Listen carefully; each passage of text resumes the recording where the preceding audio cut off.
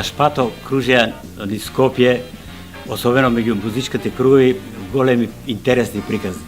Дека е тоа човек со извореден слух, така наречен апсолутен слух, кој може да запише се што ќе чуе, без при тоа да користи помош од инструмент.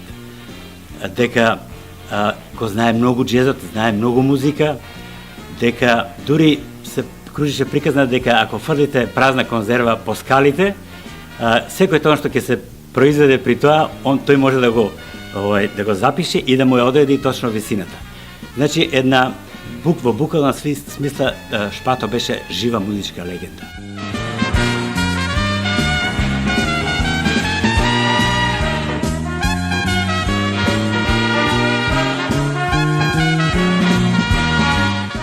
До тој познат ритмички сектет на Радио Скопје што Шпато го формираше и го водеше, до тогаш се свирила импровизирана музика. Значи, по слух нешто, кој како ќе фати, тоа било тоа.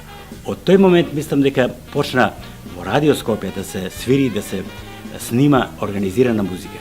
Потоа следуваше забавниот оркестар кој исто така го водеше Шпато, па дојде Биг бендот на Македонската радио телевизија кој се формираше во септември 1961 година.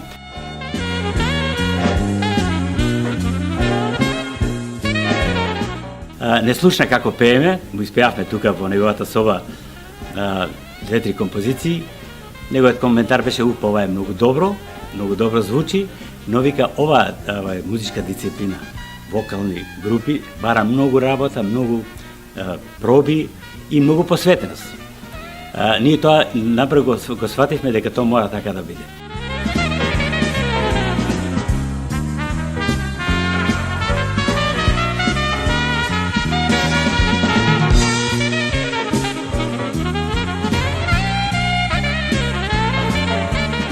За луѓето од тој калибар и од такво значење за било која култура треба да се прави многу и често да се навраќаме на нив.